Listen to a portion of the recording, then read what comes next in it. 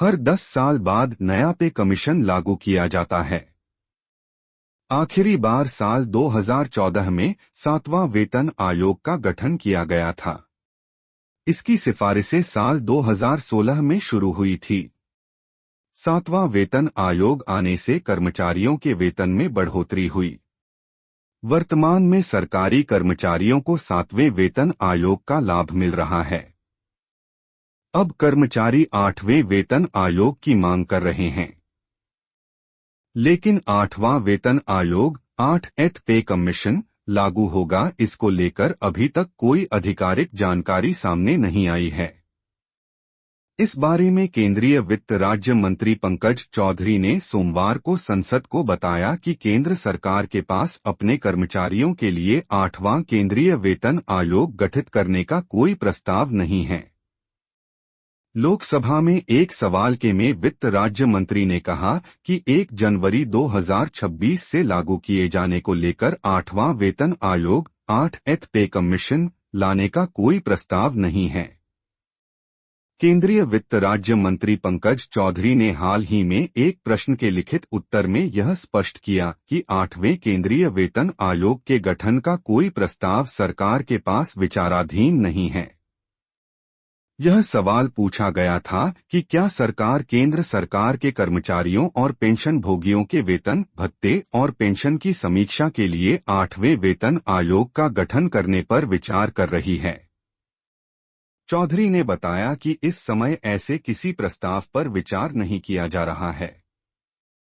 इसका मतलब यह है कि फिलहाल केंद्र सरकार कर्मचारियों और पेंशन भोगियों के वेतन में संशोधन के लिए 8वें वेतन आयोग 8th पे कमीशन का गठन नहीं करेगी। चौधरी ने कहा कि 7वें वेतन आयोग 7th पे कमीशन की सिफारिश के अनुसार केंद्र सरकार के कर्मचारियों और पेंशन भोगियों को दिए जाने वाले वेतन, भत्ते और पेंशन की समीक्षा के लिए एक और वेतन आयोग का गठन करने की आवश्यकता नहीं होनी चाहिए। हालांकि सरकार की तरफ से रेगुलर वेतन की समीक्षा होती है। केंद्रीय वित्त राज्य मंत्री पंकज चौधरी ने कहा कि इसके पे मैट्रिक्स की समीक्षा और संशोधन एक्रोयड फॉर्मूले के आधार पर किया जा सकता है, जो आम आदमी की जरूरतों की चीजों की कीमतों को ध्यान में रखकर बदलाव कर सकता है। इसकी समीक्षा समय समय पर लेबर ब्यूरो शिमला करता है। यह सुझाव जरूर दिया गया है कि इस मैट्रिक्स में समय समय पर बदलाव किए जाएं और इसके लिए अगले वेतन आयोग की जरूरत न पड़े। भारत का पहला वेतन आयोग फर्स्ट पे कमीशन जनवरी 1946 में स्थापित किया गया था। यह आयोग सरकारी कर्मचारियों की सैलरी, भत्तों और अन्य सुविधाओं की समीक्षा करने के लिए गठित किया गया था। वेतन आयोग का उद्देश्य था कि सरकारी कर्मचारियों के लिए एक समान और ठीक-ठाक सैलरी संरचना तैयार करना। इसके अलावा वेतन आयोग की सिफारिशों के आधार पर कर्मचारियों के सैलरी और भत्तों में सुधार किया जाता है।